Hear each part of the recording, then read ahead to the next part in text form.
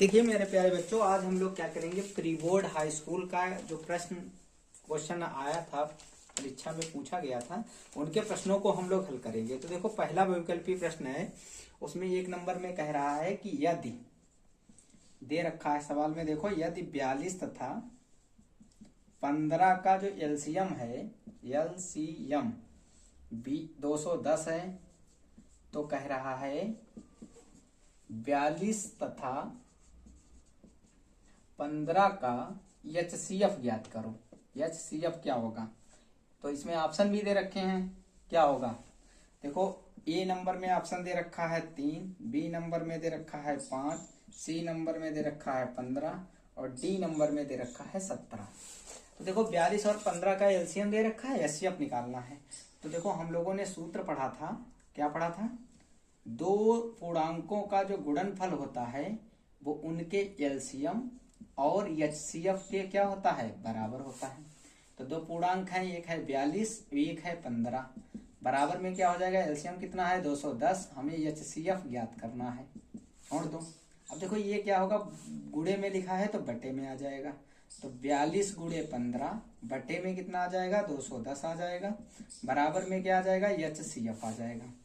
21 एकम 21, 0 आ जाएगा, 21 दूना 42 आ जाएगा, 2 पंचे 10 हो जाएगा, 5 तियां क्या आ जाएगा, 15 आ जाएगा। तो अगर मैं एचसीएफ की बात करूं तो एचसीएफ हमारे पास कितना आ जाएगा, 3 आ जाएगा।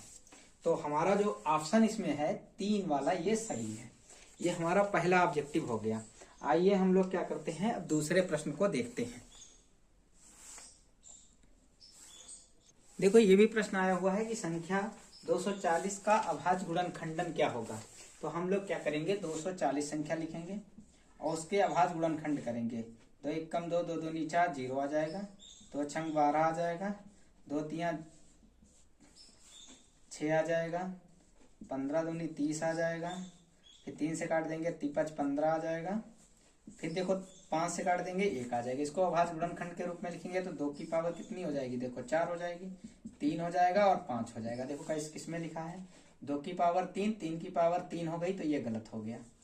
2 की पावर 4, 3 गुणे 5, ये वाला हमारा बी वाला ऑप्शन सही हो गया। देखो, इसमें 2 की घात कितनी है, 1 है, तो ये गलत हो गया। इसमें 2 की घात कितनी है, 4, 2 है, तो ये भी गलत हो गया। तो हमारा बी वाला ऑप्शन जो है क्या है, सही है। तो आइए अब तीसरा सा प्रश्न देखते हैं, क्या कह रहा है। देखिए, तीसरे वाले प्रश्न में कह रहा है कि समीकरण के 2 युग्म दे रखे हैं और कह रहे हैं इनके हल कैसे होंगे, अद्वितीय होंगे, 2 हल होंगे या अपरिमित रूप से अनेक हल होंगे। देखो, इसे हल करने से पहले हमें क्या करना पड़ेगा, व्यापक हल रेखाओं के देखने पड़ेंगे, फिर उसके बाद हम लोग हल करेंगे। अगर हमारे पास दो रेखाएं हैं, a1x b1y प्लस c1 बराबर कितना है 0, a2x plus b2y plus c2 बराबर कितना है 0। तो हमारे पास अगर 2 रेखाएं हैं और इनके हल कैसे होंगे, देखो, अगर a1/a2 निकालेंगे और ये बराबर ना आए किसके, b1/b2 के, तो इन दोनों रेखाओं के अद्वितीय हल होते हैं। ये बात आपको पता होनी चाहिए। अगर a1/a2 और b1/b2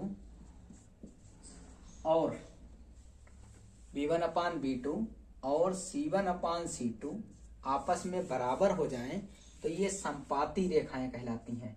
इनके अपरिमित रूप से अनेक हल होंगे। कैसे हल होंगे, परिमित रूप से अनेक हल होंगे, परिमित रूप से अनेक हल होंगे, ठीक है, ये याद रखना। अगर a1/a2 a1/a2 होना चाहिए यहाँ पे, a1/a2 और b1/b2 और नहीं बराबर है किसके, c1/c2 के, तो कहने का मतलब ये है कि इसके क्या होने चाहिए, समांतर, मतलब ये कोई हल नहीं होंगे, कोई भी हल नहीं होगा, ठीक है। तो देखो, इसमें हमें 2 समीकरण दे रखे हैं, इस रूप में ही लिखे हैं, 2x प्लस 3y प्लस 5 बराबर 0, ये तो सही है। इस समीकरण को थोड़ा हल करना पड़ेगा। तो -4x माइनस के 6y माइनस के 10 बराबर क्या 0। इसमें से माइनस कॉमन ले लेंगे तो हमें क्या मिलेगा, 4x प्लस 6y प्लस का 10 बराबर में क्या 0। माइनस को उधर भेज देंगे तो 4x प्लस 6y प्लस 10 बराबर क्या आ जाएगा, 0 आ जाएगा। अब क्या करेंगे हम लोग, इसकी तुलना करेंगे। तुलना करने पर देखो a1 बराबर कितना मिलेगा, 2 मिलेगा। b1 बराबर कितना मिलेगा, 3 मिलेगा। c1 बराबर कितना मिलेगा, 5 मिलेगा। a2 बराबर हमें 4 मिलेगा। b2 बराबर हमको 6 मिलेगा। और c2 बराबर हमको 10 मिलेगा। आइए चेक करते हैं क्या बराबर है। a1 अपान a2 लिखते हैं, b1 अपान b2 लिखते हैं और c1 अपान c2 लिखते हैं। अभी देखो बराबर नहीं, साइन कोई नहीं लगाया। a1 अपान a2 कितना है, 2 अपान 4 है। b1 अपान b2 कितना है, 3 अपान 6 है। और c1 अपान c2 कितना है, 5 अपान 10 है। इसको देखो काटे तो काट दो, 2 एक कम 2, 2 दूनी 4, 3 एक कम 3, 3 दूनी 6, 5 एक कम 5, 5 दूनी 10।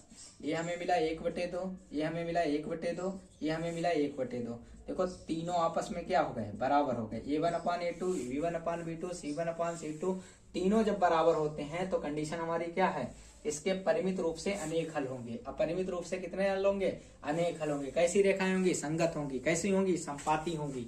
तो ये हमें पता होना चाहिए। ये 1 नंबर में ये सवाल है। ठीक है, तो इसके कौन सा ऑप्शन सही है, सी वाला ऑप्शन सही है, अपरिमित रूप से अनेक हल होंगे। ठीक है, देखिए चौथे प्रश्न में आपसे कह रहा है कि द्विघात बहुपद लिखा है, इसके शून्यकों का गुणनफल ज्ञात कीजिए। देखो अगर हमारे पास कोई भी समीकरण है, द्विघात समीकरण ax square bx plus c बराबर 0, ये जनरल समीकरण होता है। अगर इसके शून्यकों का योगफल पूछा जाए तो शून्यकों का योगफल बराबर होता है, ये सूत्र आपको याद होना चाहिए। शून्यकों का योगफल होता है -x का गुणांक बटे x स्क्वायर का गुणांक। देखो x स्क्वायर का गुणांक क्या है हमारे पास, x स्क्वायर का गुणांक इसमें b है तो माइनस का b अपान a हो जाएगा।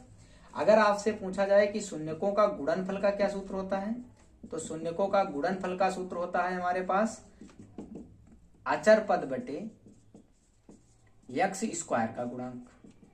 ठीक है, तो कहने का मतलब है अचर पद हमारा क्या है, इसमें c है और क्या है, x स्क्वायर का गुणांक क्या है, a है। तो हमसे देखो इसमें पूछा गया द्विघात बहुपद में शून्यकों का गुणनफल बताइए। तो देखो इसमें हल लिख देंगे।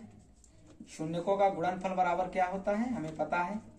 शून्यकों का गुणनफल बराबर सूत्र होता है अचर पद और बटे में क्या होता है, x स्क्वायर का गुणांक होता है। तो देखो इसमें अचर पद कितना है, 5 है, 5 लिख देते हैं। और x स्क्वायर का गुणांक कितना है, 6 है। देखो ये तो 7/6 है, तो ये तो हमारा क्या हो गया, गलत हो गया। 7/6 है, ये भी गलत हो गया। माइनस के 5/6 है, क्योंकि इसमें माइनस लगा है तब गलत हो गया। और डी वाला ऑप्शन हमारा क्या है, सही है। जैसा ये लिखा है वैसा ही वो लिखा है। अगर मान लो इसमें क्या पूछा जाता, शून्यकों का योगफल बताइए, अगर पूछा जाता है, इसमें तो नहीं पूछा गया, लेकिन अगर पूछा जाता तो शून्यकों का योगफल बराबर क्या हो जाता, उसे भी हल कर लो। शून्यकों का अगर योगफल पूछ लेता तो शून्यकों का योगफल का सूत्र क्या होता है, -x का गुणांक और बटे में क्या हो जाएगा, x स्क्वायर का गुणांक।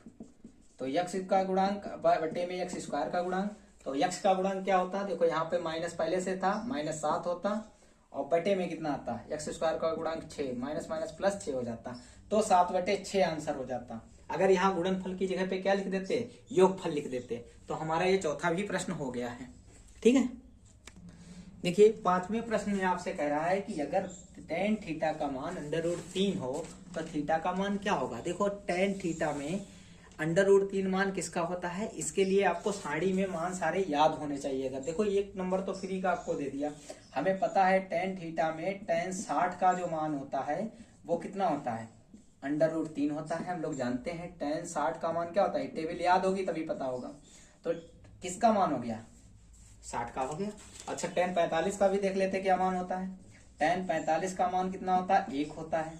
tan 30 का मान देख लेते हैं। tan 30 का मान टेबल में मान 1/√3 होता है। तो tan 90 का भी मान देख लेते हैं। tan 90 का मान जो होता है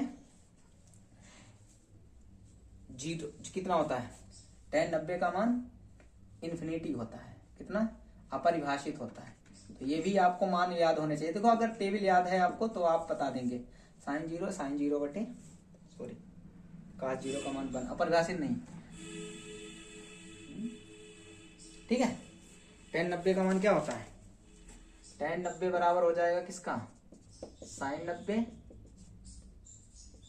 अपान cos 90, 1/0। हाँ अपरिभाषित होगा, क्या होगा, अपरिभाषित भाषित होगा। ठीक है, तो ये टेबल आपको याद होगी तो सारे मान आपको पता चलेंगे, तो इसलिए टेबल देखो जरूर याद रखना क्योंकि ये सवाल आपसे पूछा गया है। ठीक है, देखिए छठे प्रश्न में आपसे कह रहा है कि यदि एक बिंदु ए से ओ केंद्र वाले वृत्त पर एपी और एक्यू दो स्पर्श रेखाएं खींची गई हैं, जो उनके बीच पे जो झुकी स्पर्श रेखाएं हैं 80 अंश का कोण बनाती हैं, तो कोण पी ओ क्यू का मान ज्ञात कीजिए। तो देखो सबसे पहले हमें क्या बनाना पड़ेगा, एक वृत्त बनाना पड़ेगा, और वृत्त त्रिज्या क्या है, केंद्र क्या है, ओ है, ये कोई ए बिंदु है, ये बिंदु यहाँ पर ले लेते हैं, और इससे कोई स्पर्श रेखाएं खींची जाती हैं, ये बिंदु से स्पर्श रेखा खींची गई और इधर भी स्पर्श रेखा क्या की गई, खींची गई।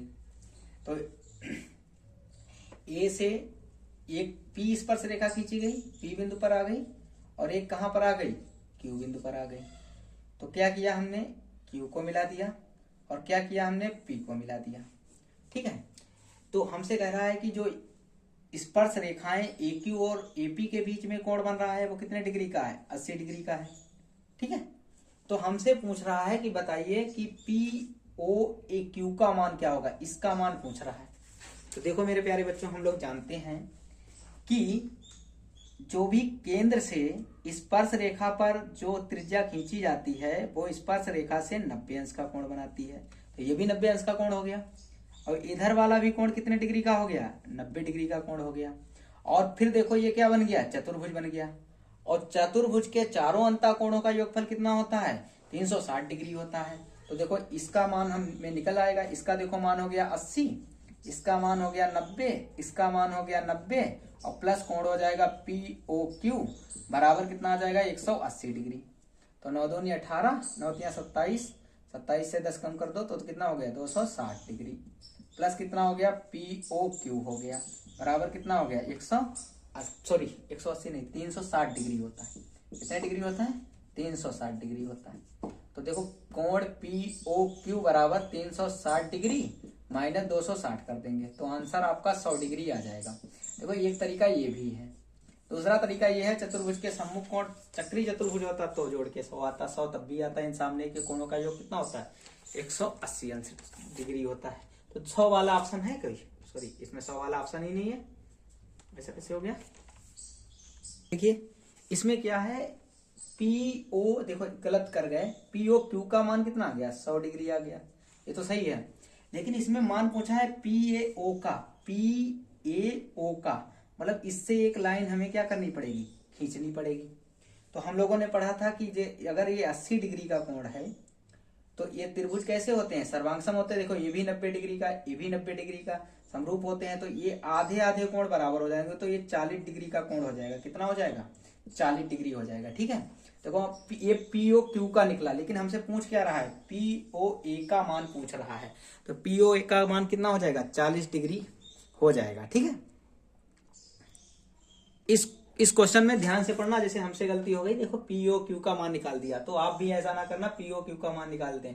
आपको इसका पूछा है, पी ए ओ का मान पूछा है, तो ये सर्वांगसम त्रिभुज बन जाते हैं, हमें पता है, तो फिर उसके बाद इसे हल करेंगे। ठीक है, आइए अगला प्रश्न देखते हैं।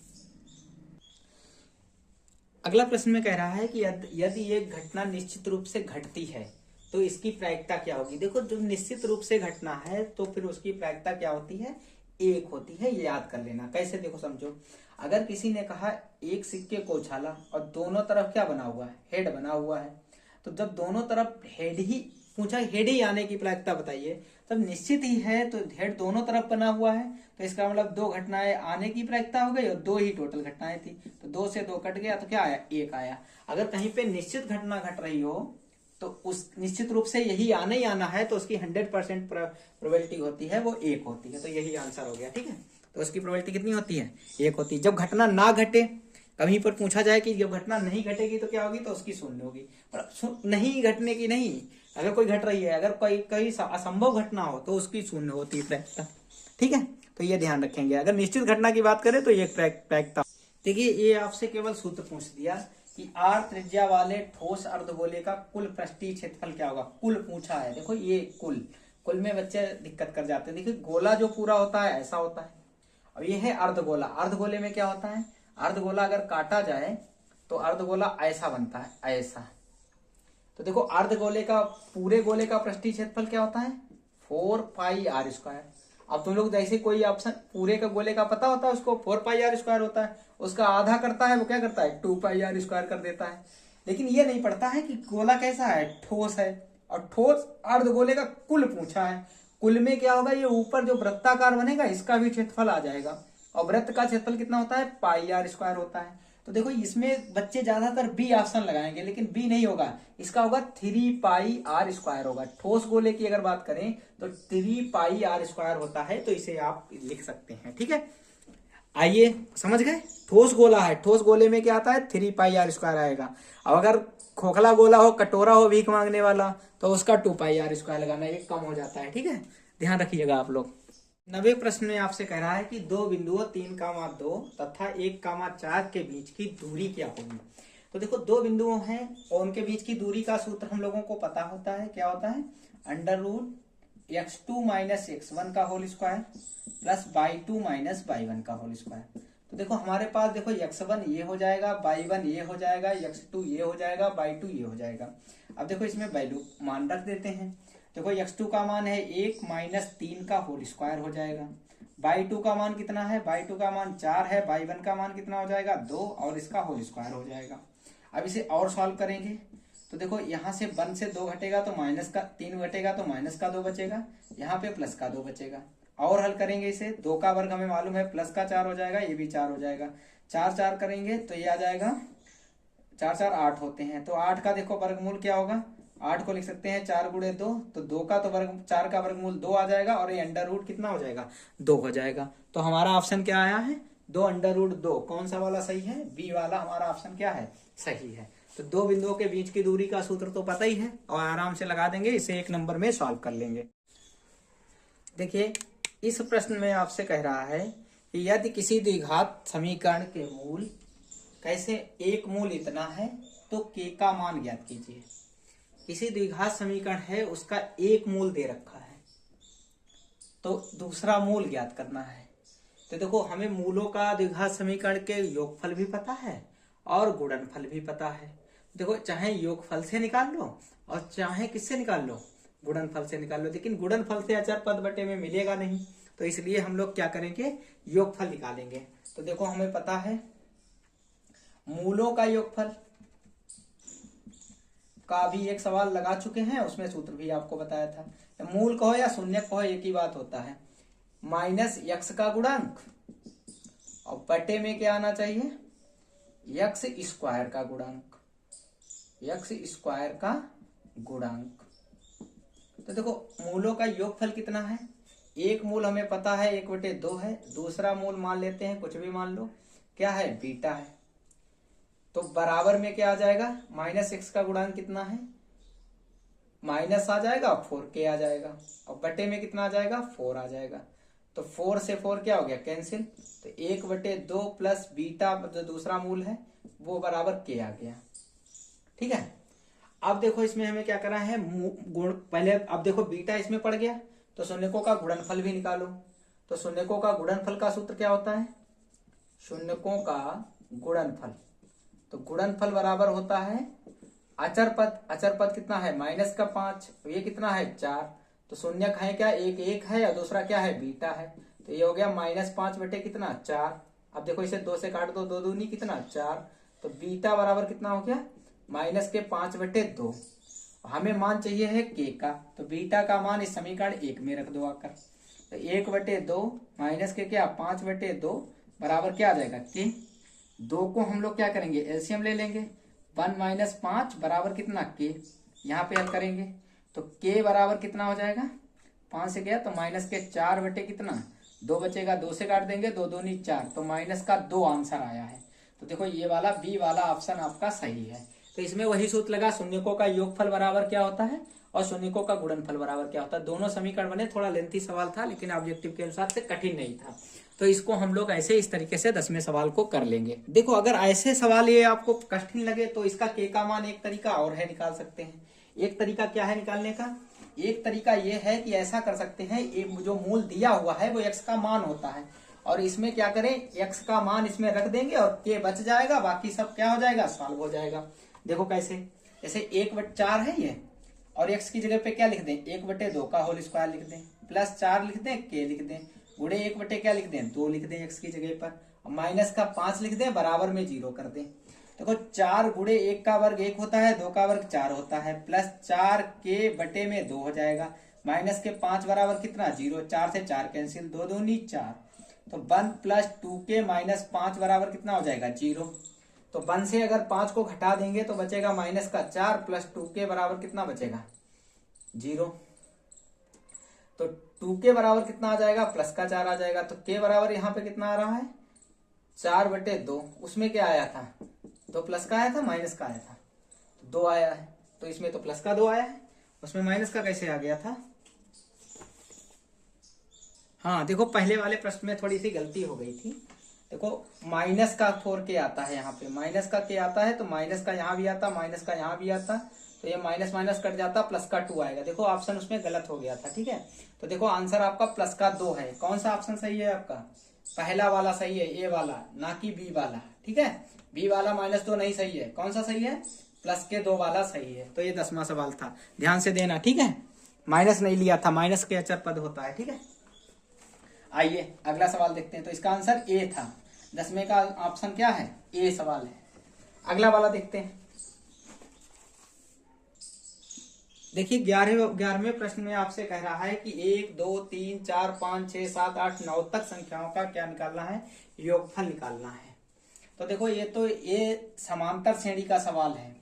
देखो ऐसे भी जोड़ सकते हैं, 1 में 2 जोड़ा, 2 में 3 जोड़ा, 3 में 4 जोड़ा, फिर जो भी आएगा। और एक तरीका समांतर श्रेणी में जोड़ने का क्या है, इसमें कितने पद हैं, 1 2 3 9 पद हैं। n बराबर कितना हो गया 9, a बराबर कितना हो गया 1, n d बराबर भी कितना हो गया, 2 से 1 जाएगा 1, ठीक है। और पद भी 9 हो गए, a भी इतना हो गया, d भी हो गया। तो कह रहा है यस n ज्ञात करो, यस 9 ज्ञात करो। तो सूत्र होता है n/2 2a plus n-1 into D होता है, ठीक है। n का मान कितना है 9/2, 2a का मान कितना है 1, n कितना है 9 - 1, d का मान कितना है 1 है। तो ये ऑप्शन आ जाएगा 9/2, 2 + 8। तो 9/2 गुणे कितना हो जाएगा 10, 2 पंचे 10, 9 पचे कितना आ जाएगा 45। तो 1 से 9 तक की संख्याओं का योगफल कितना हो जाएगा 45। मतलब ए ऑप्शन में आपका 40 है, बी ऑप्शन में 45 है, सी ऑप्शन में 50 है, और डी ऑप्शन में क्या है 55 है। तो हमारा बी वाला लॉक है, ठीक है। बी वाला आंसर आपका हो जाएगा।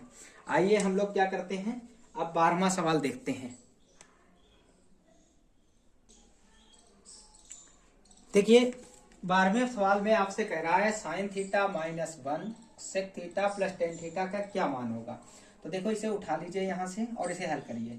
sin θ -1 लिखा है और यहाँ पे लिखा है sec θ + tan θ। देखो हमारे पास tan और sin में sec में कोई आंसर है नहीं, sin और cos में है, तो इसलिए sec और tan को हम लोग बदल लेते हैं। तो ये हमारे पास है sin θ -1, यहाँ पर हो जाएगा 1/cos θ, और यहाँ पर हो जाएगा sin θ बटे क्या हो जाएगा cos θ। इसे और हल करेंगे तो ये हो जाएगा sin θ माइनस का 1, और इधर आ जाएगा देखो cos θ एलसीएम हो जाएगा, ऊपर आ जाएगा 1 + sin θ। तो देखो और इसे हल करेंगे, देखो थोड़ा सा इसमें से माइनस कॉमन ले लेंगे, तो 1 - sin θ हो जाएगा, दूसरे ब्रैकेट में 1 + sin θ हो जाएगा, और cos θ को इन सबके बटे में लिख देंगे। देखो ये बन गया a - b, a + b का होल स्क्वायर। तो 1 का स्क्वायर हो जाएगा माइनस का sin स्क्वायर थीटा का स्क्वायर हो जाएगा, नीचे क्या हो जाएगा cos θ हो जाएगा। अब देखो जरा 1 - sin स्क्वायर थीटा सरलसंख्या से क्या आता है cos स्क्वायर थीटा आता है, और माइनस पहले से ही बाहर लगा हुआ था। तो cos स्क्वायर थीटा बटे में क्या आ जाएगा cos θ, स्क्वायर से स्क्वायर कैंसिल हो गया, तो माइनस का cos θ आपका क्या आ जाएगा आंसर आ जाएगा। तो सी वाला ऑप्शन हमारा क्या है, इसके साथ जाएंगे, सी वाला सही है, ठीक है। आइए अगला सवाल देखते हैं 13वां सवाल। देखिए इसमें कह रहा है यदि कुछ आंकड़ों का माध्य तथा बहुलक दिया है। क्या दिया है हमको, माध्य दिया है, माध्य कितना दिया है 32 दिया है, और बहुलक दिया है, बहुलक कितना दिया है 35 दिया है। कह रहा है तो मध्यिका क्या होगी, मध्यिका आपको ज्ञात करनी है। देखो इसके लिए कभी कभी तो ऑप्शन में केवल ऑब्जेक्टिव में एक सूत्र पूछ लेता है, तो इस सूत्र को सभी लोग याद रखेंगे। बहुलक बराबर होता है 3 गुणे मध्यिका और -2 गुणे माध्य होता है। ये कभी कभी ऑप्शन में केवल यही सूत्र पूछ लेता है, ऐसे इधर उधर करके प्लस लगा देगा, माध्य यहाँ लिख देगा, मध्यिका यहाँ लिख देगा, ऐसे पूछ लेता है। लेकिन आपको कोई दिक्कत नहीं, इसमें हमसे बहुलक मध्यिका पूछी है, तो बहुलक का मान देखो कितना है, 35 है।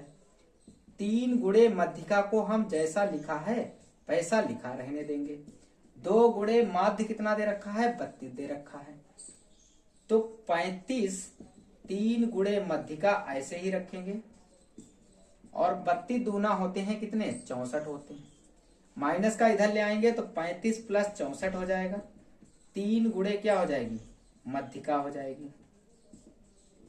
ठीक है, तो 5 4 9 हो जाएंगे, 6 3 9 हो जाएंगे, और 3 गुणे मध्यिका हो जाएगी।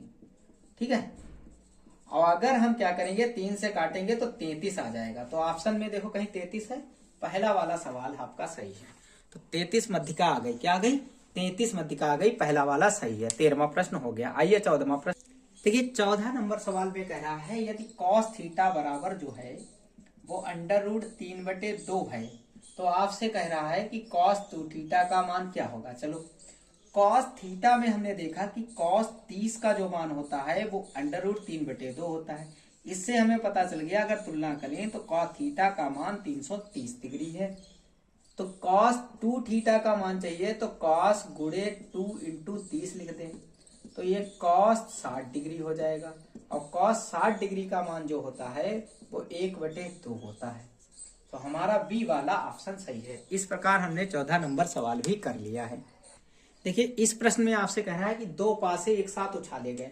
देखो, अगर 2 पासे एक साथ उछाले गए तो देखो सिंपल स्पेस हमारे जो हैं वो कितने बनेंगे, 36 बनेंगे। कैसे, देखो 2 पासे हम थोड़ा सा बताते हैं सिंपल स्पेस में कि 1,1 होगा पहले पर, दूसरे पर भी 1 होगा, 1,2, ऐसे कहां तक जाएंगे, 1,6 तक जाएंगे। ऐसे 2,1 2,2 ऐसे डॉट डॉट डॉट कहां तक जाएंगे, 2,6 तक जाएंगे। इसी प्रकार 3,1 वाला जाएगा, 4,1 वाला जाएगा, 5,1 वाला जाएगा, और 6,6 ये 6 वाला जाएगा। तो इसमें कहने का मतलब है आपको क्या बताना है, योग कह रहा ऐसे 2 बताओ, उसकी प्रायिकता बतानी है आपको जिसका योगफल 2 हो। देखो, 1 से 6 तक 6 में 1 जोड़ोगे, कहीं कोई भी संख्या होगी वो आपकी साथ ही योगफल आएगी, तो इसमें तो मिलेगा नहीं कोई योग। 2 में 6 तक जोड़ेंगे तो 8 ही सबसे मैक्सिमम मिल रहा है, तो इसमें भी नहीं होगा। ठीक है, और 3 में जोड़ेंगे तो 9 मैक्सिमम मिल रहा है, इसमें नहीं होगा। इसमें देखो 4 में 6 जोड़ेंगे तो 4,6 वाला लास्ट वाला ये मिलेगा। तो हमारी घटना जो घटेगी एक आ जाएगा 4,6, और दूसरा देखो 5 वाले में क्या होगा, 5,5 जोड़ने पर 10 आएगा, और तीसरी घटना हो जाएगी हमारे कौन सा, 6 और 4 वाला हो जाएगा लास्ट वाला।